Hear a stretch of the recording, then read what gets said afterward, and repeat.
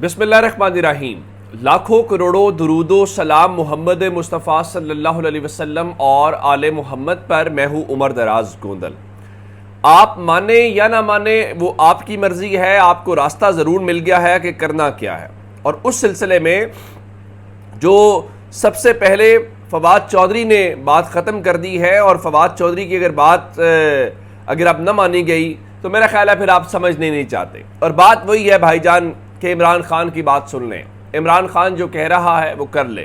عمران خان جو راستہ دکھا رہا ہے اس راستے پہ چل پڑے۔ اب آپ کہیں گے کیسے؟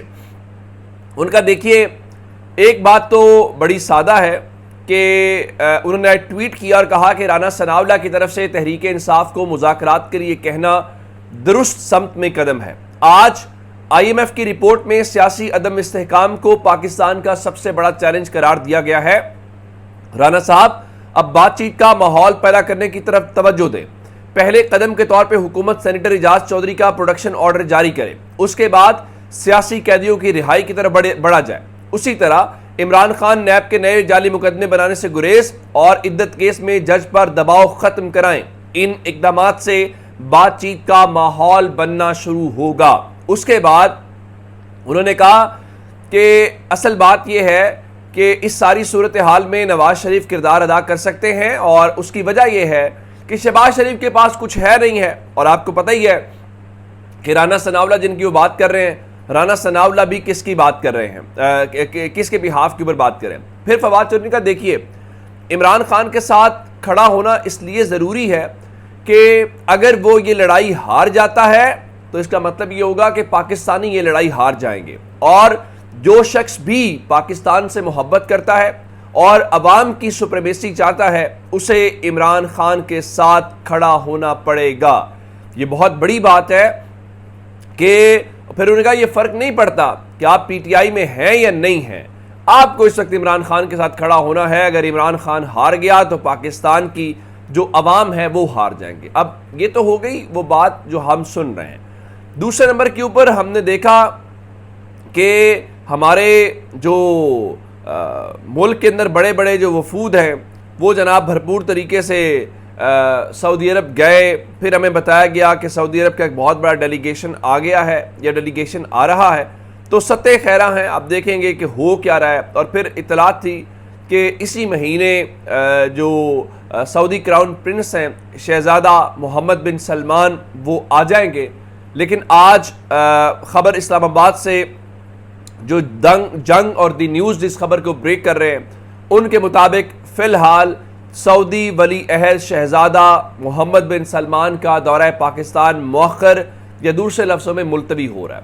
اگر اس کو سادہ لفظوں میں کہیں تو یہ کہا جا سکتا ہے کہ سعودی ولی عہد محمد بن سلمان فی الحال پاکستان نہیں آ رہے۔ کب آئیں گے وہ اس حوالے سے بتایا گیا جی جو دونوں فریقین ہیں وہ باہمی رضامندی سے جب تک عبوری شیڈیول کا تعین نہیں کر لیتے۔ آپ کو یاد رکھنا چاہیے کہ اس دوران شہزادہ محمد بن سلمان چاہے 1 یا 2 دن کے لیے انڈیا ضرور آئے تھے، اور اس وقت ہمیں بتایا گیا تھا کہ وہ پاکستان آئیں گے چاہے چند گھنٹوں کے لیے ہوں، لیکن وہ اس وقت بھی پاکستان نہیں آئے تھے۔ لیکن اب چونکہ بتایا گیا تھا کہ 19 مئی کو پاکستان کا وہ 2 روزہ دورہ کریں گے، چونکہ شہباز شریف گئے تھے اور شہباز شریف نے سعودی ولی عہد کو دورہ پاکستان کی دعوت بھی دی تھی، اور عید الاضحیٰ کے فوراً بعد بتایا گیا تھا کہ وہ پاکستان کا دورہ کریں۔ تو اب بتایا گیا ہے جناب ان کا دورہ جون کے تیسرے ہفتے میں ہو سکتا ہے، کیونکہ شیڈیول بھی ان کا عید کے بعد کا ہی دونوں ممالک جاری کریں گے۔ تو اب اس کا مطلب یہ ہے کہ فی الحال یہ بڑی خبر جو مسلم لیگ نون حکومت یا باقی سب جو ہیں وہ اس ساری صورتحال میں اپنے آپ کو یہ تاثر دے رہے تھے کہ شاید جناب اب دیکھیں نا ہمارے اوپر تو انٹرنیشنل مقبولیت آ گئی ہے اور قبولیت بھی آ گئی ہے، تو عمران خان تو ارریلیونٹ ہے۔ دیکھیے سب کو پتہ ہے کہ پاکستان کے اندر کیا صورتحال ہے، سب کو پتہ ہے کہ شہباز شریف کی حکومت کتنی امپاورڈ ہے، سب کو پتہ ہے کہ شہباز شریف کی حکومت کر کیا سکتی ہے۔ تو میرا نہیں خیال کہ کسی کو اس بارے میں ابہام ہونا چاہیے۔ ہاں شہباز شریف کی حکومت یا شہباز شریف کے اتحادی جس مقصد کے لیے آئے ہوئے ہیں وہ یہ ہے ان کے کیسز معاف ہو جائیں، وہ یہ ہے کہ ان کے لیے آسانی ہو جائے، ہاں وہ ان کے لیے ضرور ہو رہا ہے۔ اور آج اسلام آباد کی ایک عدالت نے کمال کر دیا ہے۔ اب عمران خان کے خلاف توشہ خانہ کے کیسز چلیں گے، عمران خان کے خلاف تو سب کچھ ہوگا، لیکن حکمرانوں کے خلاف اس لیے کیسز نہیں چلیں گے کہ وہ بری ہو گئے ہیں، اس لیے نہیں کہ ان کے خلاف ثبوت نہیں ہے، بلکہ اس لیے نہیں چلیں گے جی کسی کو صدارتی استثناء حاصل ہے، کسی کو کوئی اور استثناء حاصل ہے۔ اب خبر سنیے ذرا۔ اسلام آباد کی احتساب عدالت کے جج ناصر جاوید رانا، یہ وہی جج صاحب ہیں جو عمران خان کے خلاف بھی کیسز کی سماعت کر رہے ہیں، ناصر جاوید رانا نے صدر مملکت آصف زرداری کی توشہ خانہ گاڑیوں اور پارک لین نیب کیسز میں صدارتی استثناء کی درخواستوں پر جاری تحریری فیصلے میں کہا کہ جب تک آصف علی زرداری صدر مملکت ہیں ان کے خلاف کیسز کی کارروائی آگے نہیں بڑھ سکتی۔ صدر آصف علی زرداری کی جانب سے آئین کے آرٹیکل 248(2) کے تحت درخواست دائر کی گئی اور موقف اختیار کیا گیا کہ آصف زرداری جب تک صدر مملکت ہیں کیسز کی کرمنل کارروائی جاری نہیں رہ سکتی۔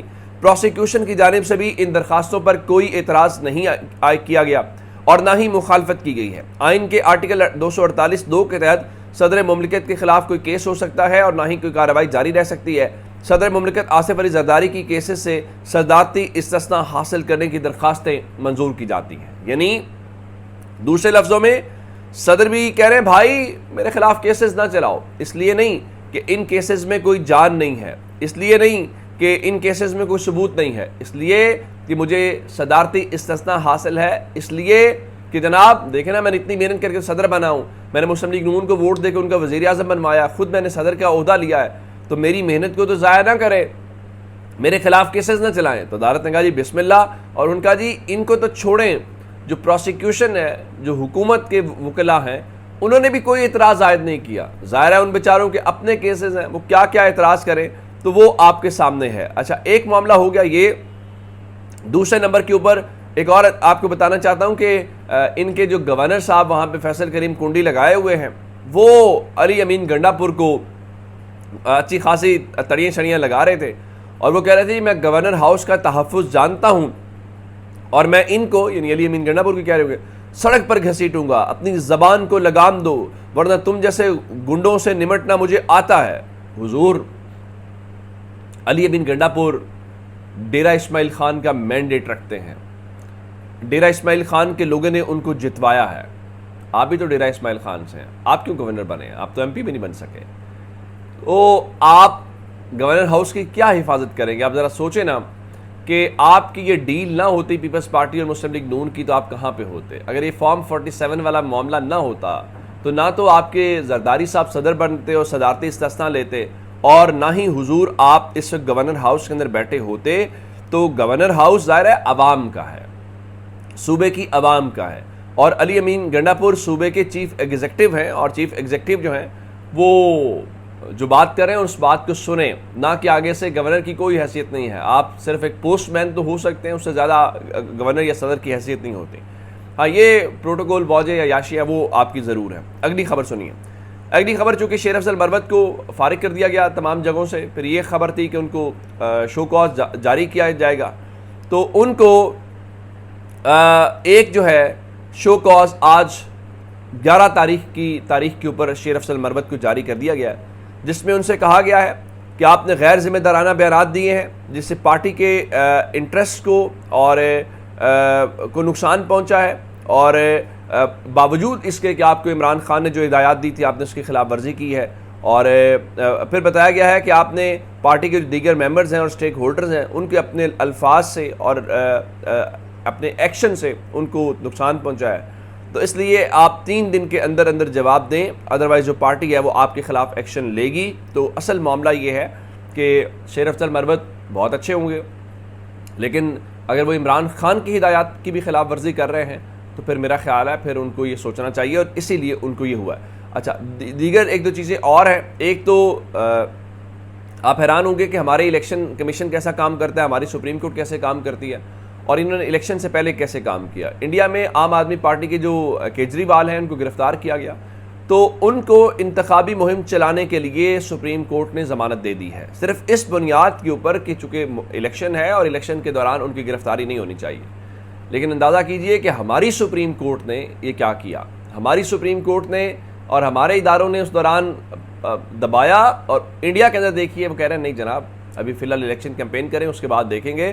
اور ہمارے ہاں اس وقت اطہر من اللہ صاحب نے یہ بات کی تھی کہ اس ساری صورتحال میں ایک الیکشن کی کیمپین گراؤنڈ ضمانت کی ہو سکتی ہے، لیکن اس وقت کون کس کی سنتا تھا. اپنا بہت سارا خیال رکھیے گا. خدا حافظ.